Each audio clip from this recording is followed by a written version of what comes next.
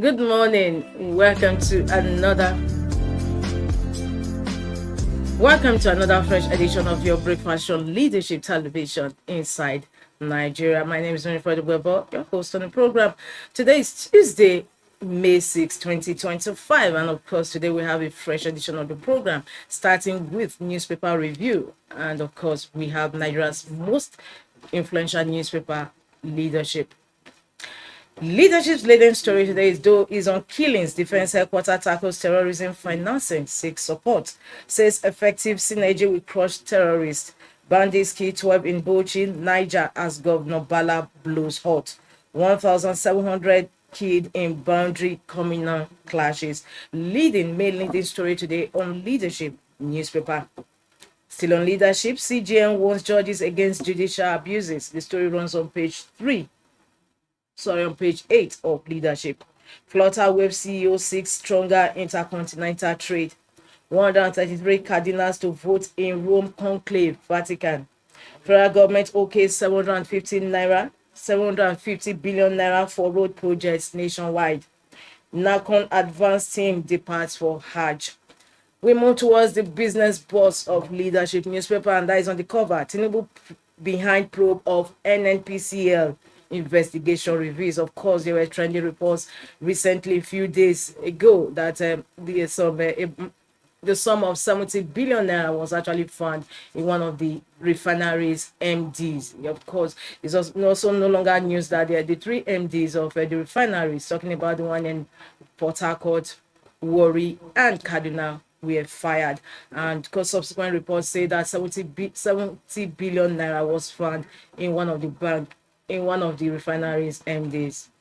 Tinubu behind probe of NNPCL investigation reveals there are strong indications that President Bola Ahmed Tinubu is the driving force behind the ongoing investigations of past leadership of the NNPCL, based on several official reports and private briefings that he had received, especially in the last 23 months of his assumption of office. Empowered Newswire reports. As source who spoke directly to the president over the matter confirmed to Empowered Newswire at the weekend that Mr. President had made it clear that there is no way the federal government under his watch will not have to find out about many of the well-known mismanagement and misappropriation of resources and funds in the NNPC. I will certainly deal with them, in code. The story on Leadership business boss runs on page 7 of the paper. Tinubu behind probe of NNPCL investigation reviews. From that, we move to the stories about the masthead of Leadership, and also one of the trendy stories since yesterday the news broke says 75% of UTME candidates scored below 200, coming from JAMB. 75% of UTME candidates scored below 200. That is about 1.5 million candidates. Kidnappers, not Islamists, chopped off my hand, coming from the victim. The story runs on page 15 of the paper. With that, we move to the page 3 of Leadership, where we have a permanent page, our stand. Today's stand is on disturbing faces of Nigeria's poverty index. Of course, the World Bank has reported a few days ago that more Nigerians are going to be poorer in this year 2025. Disturbing faces of Nigeria's poverty index. That's where today's stand is coming from today. The things are hard and getting harder for the majority of Nigerians, despite government's assurances that things will improve with time. More Nigerians are falling below the poverty line.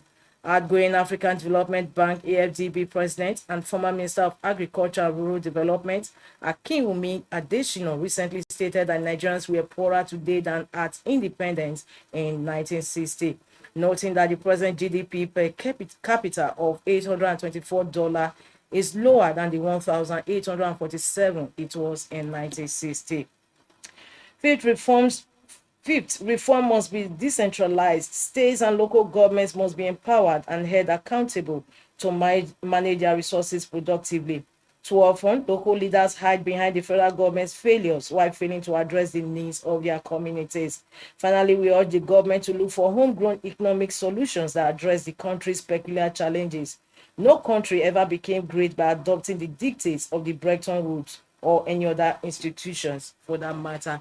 That concludes the the today's stand on leadership newspaper, our stand, disturbing faces of Nigeria's poverty index. From our stand, we move to the back page where we have Tuesday column with Abdul Rauf Aliyu.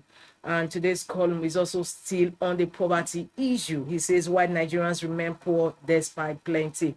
In quote, poverty has persisted not because of a lack of programs, but because of a lack of political and structural will. Quote from today's Tuesday column with Abdul Rauf Aliyu, why Nigerians remain poor despite plenty. Before we leave the back page, let's move over to Ghana Must Go. Ghana Must Go, coming from UNICEF News. It says Nigeria has highest number of malnourished children in Africa.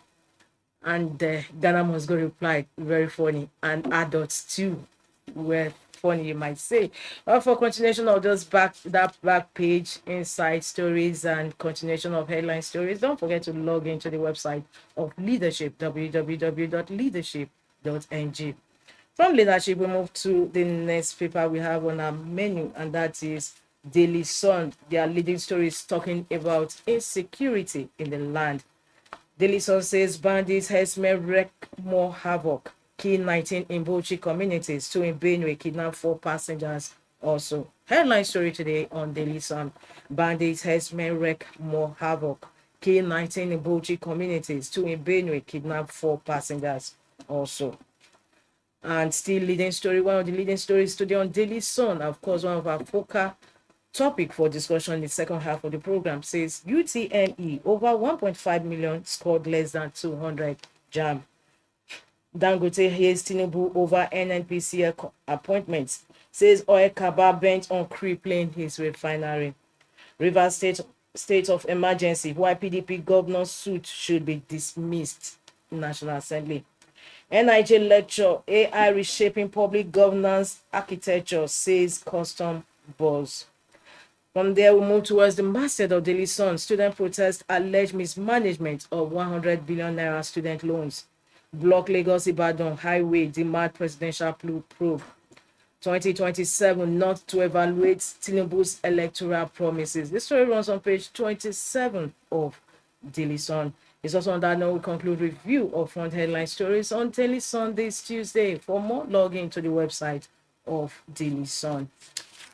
Still on the issue of insecurity, we move to the Punch newspaper. Punch is on the issue of insecurity. It says West Benue governor clash as NAS resumes today. Reps Benue governor clash as NAS, that is National Assembly, resumes today. Lawmakers blame Elia for killings. State Assembly members meet over Reps' invitation. Boko Haram Bono to short IDP camp over prostitution orders. Boko Haram Bono to short IDP camp over prostitution orders. And underneath that, we have concerns as over 1.5 million UTME candidates score below 200. 8,000 terrorist bandits killed under Tinubu defense minister. 2027 northern stakeholders meet May 20 to assess Tinubu's performance. The story runs on page 3 of the Punch. And just beside the masthead of the Punch, major petrol diesel price cuts expected over crude slump. Major petrol diesel price cuts expected over crude slump. The story runs on page 29 of the Punch. And above the masthead, federal government approves 1.8 trillion naira road projects, new contracts. Student loan, minister meets VCs as NAS blocks Lagos Ibadan highway. Revenue collection inefficiencies cost power firms 965 billion naira. It's also on that note we conclude review of front headline stories on the Punch newspaper this Tuesday, May 6, 2025. For continuation of these headline stories and inside stories, don't forget to log into the website of the Punch. The Vanguard is next on our menu. Vanguard says anti-Tinubu coalition not alone can decide 2027 presidency, coming from Tanko Yakasai and ACF. Anti-Tinubu coalition not alone can decide 2027 presidency. Tanko Yakasai, ACF. North has the numbers to decide who wins, coming from ACF. We are not after power, but fixing Nigeria, League of Northern Democrats. Coalition remains on course, Articles 8. Beneath that leading story, Okpebolo leads the way in education reforms aid. Booming abduction industry in Edo Delta. Kidnappers forced stand to contribute to 10 million naira ransom jollof rice. Dangote thanks Tinubu for revolutionary change in oil and gas sector. And in sports, 2025 under-20 AFCON. Chair his Egypt to support Flying Eagles. From there, we move to the stories about the masthead of Vanguard. Of course, before we do that, we also have picture showing protests that took place, that is rally for release of detained activists in Benin and Abuja. We see the protesters carrying placards calling for the release release of their activists in Benin City yesterday and also in Abuja. From there, we move to the stories about the masthead of Vanguard. Fresh concerns mount over budget 2025 as oil price drops further to $59 per barrel. Federal government bans procurement of foreign goods produced locally. Rivers setback for PDP governors as Delta pulls out of suit before Supreme Court. VDM to be released today faces multiple charges in court Thursday. That also concludes review of front headline stories on Vanguard this Tuesday. For more, log into the website of Vanguard.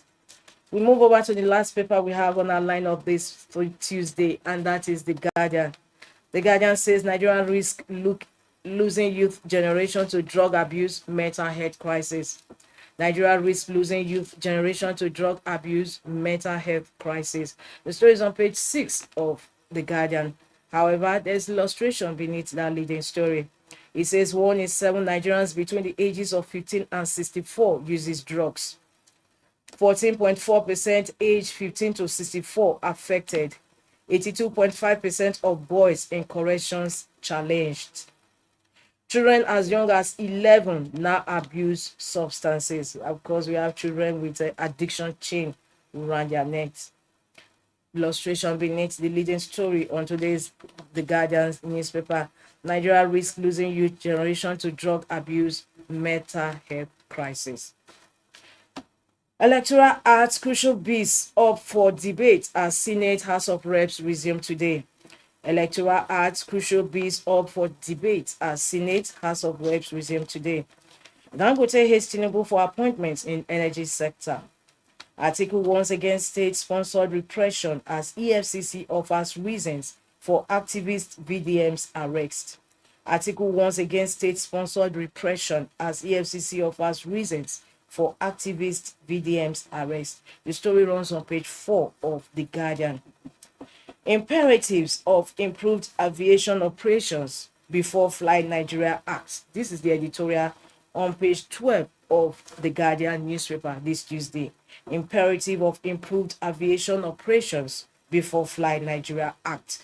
Editorial, page 12 of The Guardian. Like I always mentioned, editorial is the newspaper stand, the views and the collective stand for the day.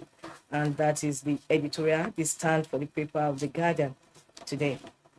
Terrorism parliamentary group advises US against designating Nigeria. It's also on that note, before we go, there's a last story on the cover of The Guardian. Plateau killings, police arrest more suspects, recover illegal arms in fresh raids.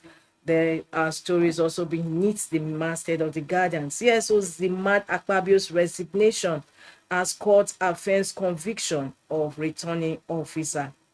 CSOs demand Akpabio's resignation as court affirms conviction of returning officer.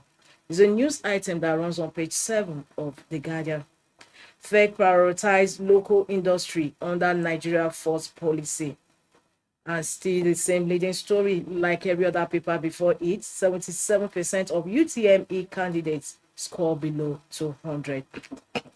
It's also on that note we conclude review of front headline stories on The Guardian this Tuesday. For more, log into www.guardian.ng.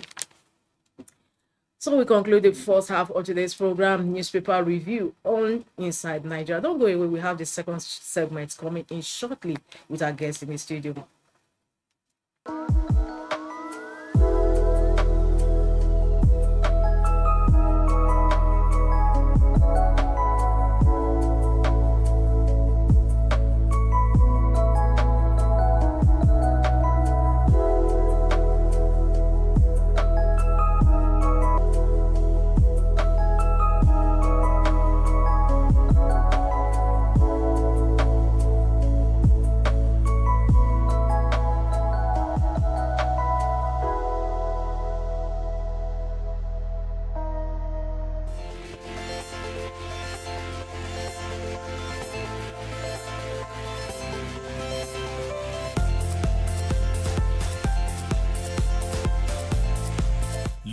Leadership TV for God and country.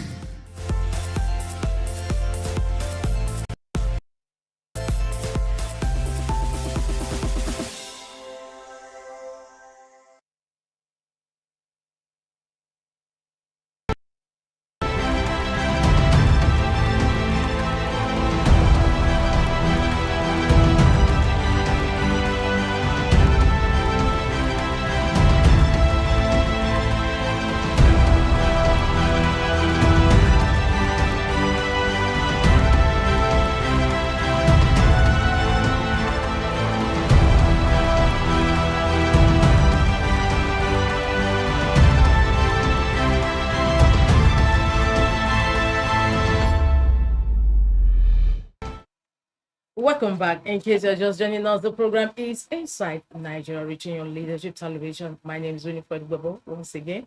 And of course, I have my Tuesday guest in the studio. He's a public affairs analyst, Benedict Agulo. Good evening and welcome to the program. So what have we, of course, I just reviewed the some national newspapers, and one of the leading story on their cover today is the trending story on the UTME. Of course, no longer news that about 1.5 million candidates who applied for UTME failed to meet the benchmark of 200. What is happening here? Well, in the first place, I think we need to put this straight. UTME is not a certificate exam.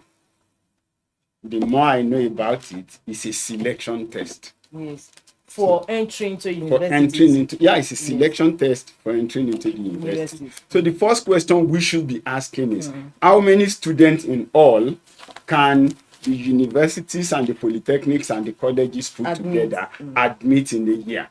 So if 2 million candidates are sat for the exam, that means over 400,000 are scored above 200. No, they said that about 1.9 million. Okay, some missed it. But even if it's 1.9 million, to a million plus, it is still over 400,000 that has scored above 200. That's what the data is saying. Do we have the capacity in our universities to admit the 400,000? Of course. So the first thing we need to know is that some who have come to take the exam possibly did it just for the purpose of trial. But whatever the case may be, I don't think it's a function of scoring 50% or not scoring 50%. It is that these people have come in to apply for spaces and vacancies that are available in the university.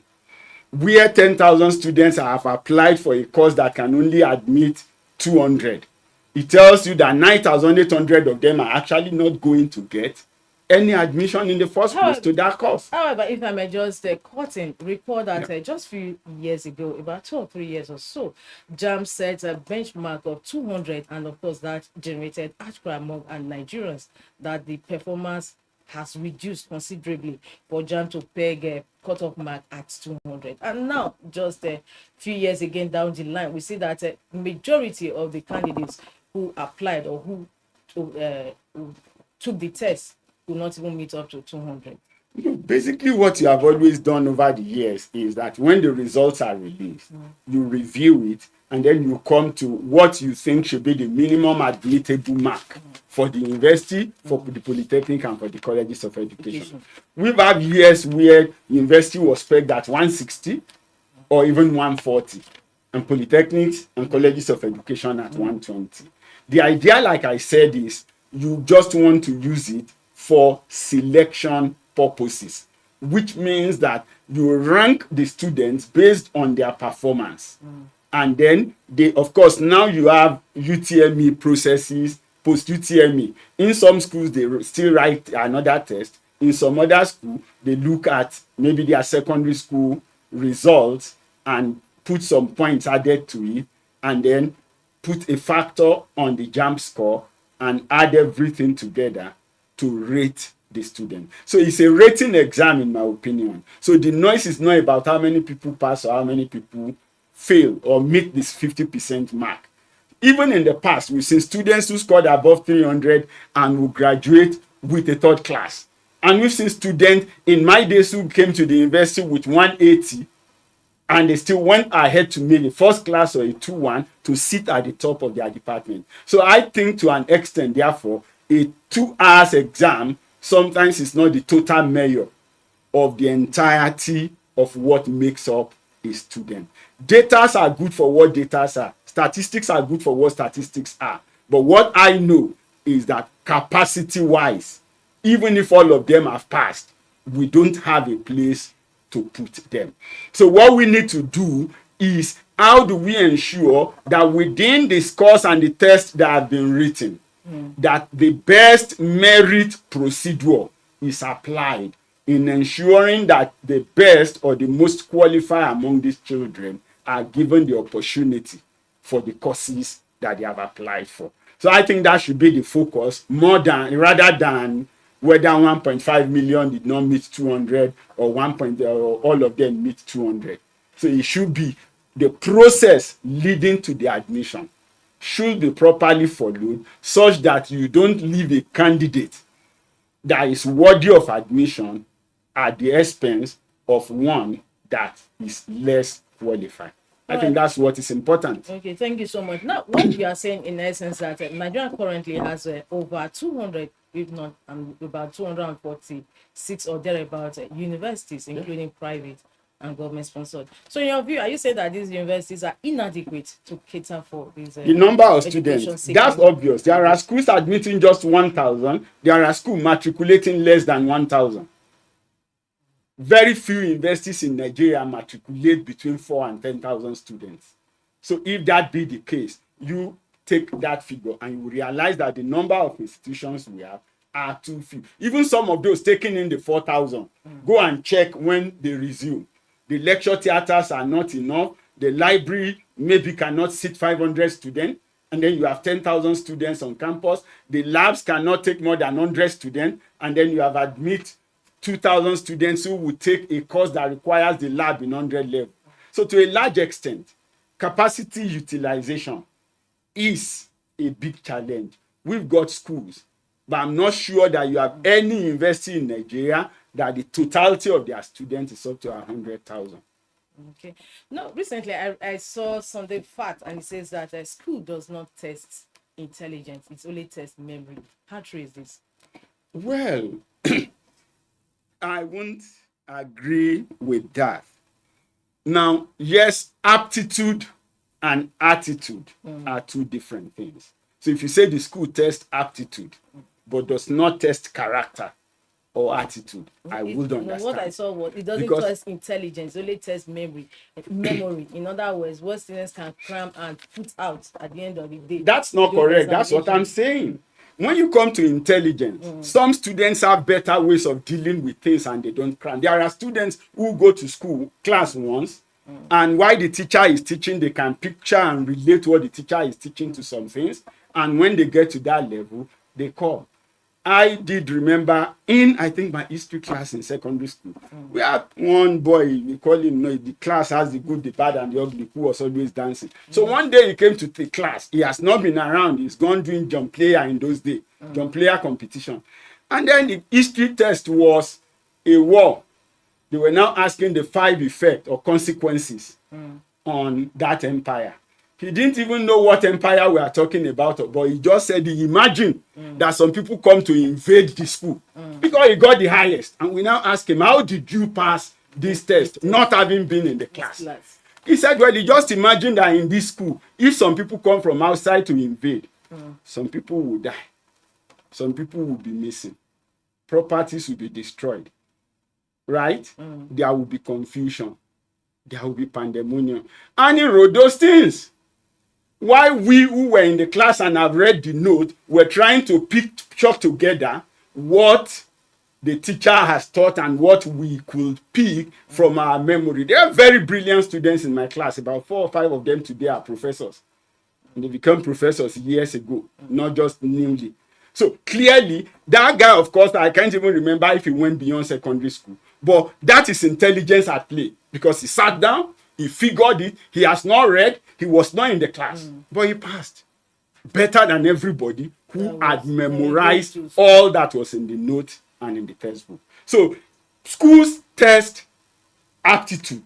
I can agree with that. Your ability to reason quickly, relevant to the question. but not attitude. But when you say intelligent and reply, but they won't make first class. In fact, in some schools, they will not make 2-1 if they just cram and pour. All right, thank you so much. Moving away from that issue of UTME, we are also focused still on the same issue of our youth today. Leading story on The Guardian says Nigeria risks losing youth generation to drug abuse, mental health crisis. It's an issue that has been on for quite some time. The illustration says that 14.4% age 15 to 64 affected, 82.5% of boys in corrections challenged. How drug abuse fuels violence, threatens national stability by experts. NDLEA more funding urgently required to tackle emergency. Substance abuse blamed for 15.8% of adolescent male psychiatric disorders. And the report also said that children as young as 11 now use abuse substances. I recall a few years ago, actually, the northern governor's wife set up an association to tackle the menace of drug abuse in the north region because it was actually higher as compared to other parts of the country. And so this issue has been on for quite some time. It seems that no efforts, no tangible results is being realized despite the interventions. Well, basically, one of the key routes to abuse is availability. Even in this town, you don't need to be a specialist, you don't need to be on the street to know where to buy Indian. Yes. You see Rizla in every corner being sold. And once I asked, what do you guys do with Rizla? And you see children of any age. So once there is access, there is no way that there will not be abuse. So we need to sit down between the police, between the NDLEA and everybody to ensure that illicit substances are off our street. NAFDAC has banned sachet gin, by sachet alcoholic substances, but are they still not everywhere on the street? Have we mobbed them up? If they are banned and the deadline is set, then it should be mobbed up, and whoever is found with them should be punished for having them. If it is not sold, if it is not available, right? If it is not available, it cannot be abused. But where it continues to be available and to be on every corner, then there is a problem. So we need to look carefully at what have we classified as wrong to be consumed. List them, publish them, and let everybody know, including the Meshago, including the man on the roadside, that if you are found with this, the terms and the panel that will execute that judgment should be the response should be rapid. And the time that you can take them within 2 weeks. If we have found somebody selling what he should not sell, let the judgment be determined within 2 weeks and let him go to jail. When he comes back, he carries the toga of an ex-convict, and if he's found again, he's punished higher. But we must deal with the sellers. We must deal with those growing them. We must deal with those peddling them. So there are different levels. But as long as these things are available, then you cannot blame the consumers. But if you make it not available, right, then they will not consume it. But however, if I may cut in, despite the non-availability of what you are suggesting or these substances, there are also reports that most of these are youths also get high on things like even feces, lizard droppings, and all whatnot, just to get high. A number of people who do that are very few. The commercial end is so large. That's the practical reality. Take away the drugs from the street. Take it away from the Meshago. Take it away from the market. Take it away from the bus stops. Right? Take it away from the hawkers. If you can deal with that stretch, right? The people who go high on physics and on those things, their percentage are very limited. Very minimal. And before they even go to that extent, it is because they have tried some others and they have become addicted. And so to cushion the addiction is why they do other things. So the first thing is availability must be dealt with. So if it is not very available, it's not easy to get toilets or sock away. I can tell anybody that. That's not what you can easily run around and get everywhere. And where people have fences in their house, you can't just come to other people's house and do what you like. But at least for the direct drugs, the ones that are known, take them off the street. And that involves the parents, the teachers, the farmers, the hunters. Everybody will have to work together to ensure that these things are no longer being planted.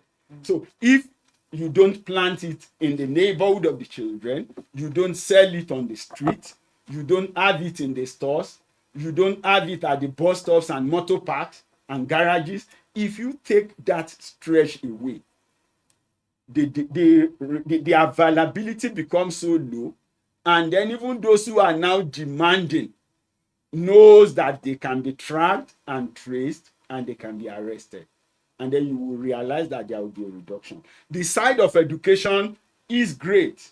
Encouragement is great. Rehabilitation is great. But in the first place, taking the drug out of circulation will help to solve a lot of problems. All right, thank you so much. Away from UTME, the youth and the drug abuse, we are moving over to trending issue. Another one is the issue of crude sale in international market. According to Vanguard newspaper, fresh concerns mount over budget 2025 as oil price drops further to $59 per barrel. Same story almost in the Punch newspaper. I said major petrol diesel price falls expected over crude slump.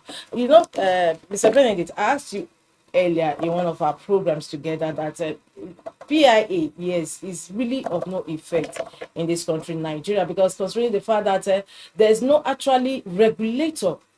We are saying that crude has dropped to $59 per barrel. Yet Nigerians are still paying through their nose for liters of petrol. Well, I think we need to understand one thing. When the crude price drops, you don't expect the price of refining to change. Sometimes we are not importing. Remember, we have our refineries working, and we have that also refining within. When you see crude price definition, yes, it is not that for was today's when that was when Nigeria was importing. We have that. Let me land. Reducing. When you see a crude price drop today, it's sometimes for maybe 2 months or 3 months ahead loading. It's not the selling of today. The price you see today is not the one that is in the refinery today. The one that is in the refinery today had possibly been paid for 3 months ago. So you expect that clearly there will be transition. But at some point in the direction, there should be a cost reflective price on the product. And of course, we are in the good mix today that yes, you have local refineries, yes, exactly, but you also have people who are importing, yes, right? Now, if the marketers will import, if the crude price have dropped appreciably and the price in the international market has dropped, it means that if those who are importing brings it in, they are able to sell at a much lower price.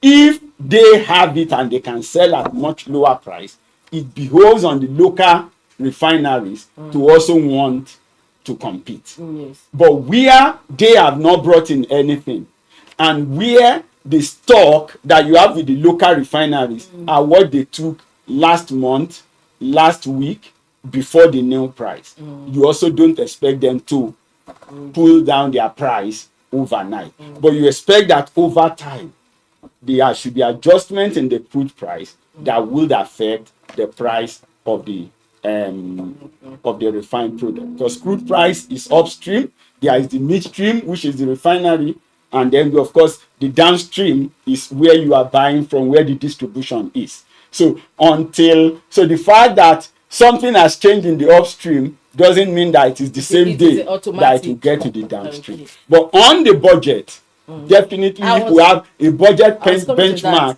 that is much higher, it means that of course there will be revenue drop. Of course, at some point we've sold higher than the benchmark. So that should balance each other. And then we need to now up production. If the production is getting better, the effect of the drop in price, if we are able to meet our OPEC quota, the difference in price will be even out, and it will not be will not have a major impact. But where we cannot improve production, then it will be a serious concern. All right, thank you so very, very much. This is on this note we conclude today's Inside Nigerian Leadership Television. I've had the pleasure of having company today. My Tuesday guest is the public affairs analyst, Benedict Aguruyi. Thank you so much once again. It's always a pleasure to have you on the program. My name is Unified Ugbebo. Don't forget, same time, same station is another fresh edition of the program tomorrow. Stay tuned. Thank you. Thank you for watching. For sponsorship and advert placements, please contact 080-3688-6158. Last Word Leadership Podcast Studio. You have the last word.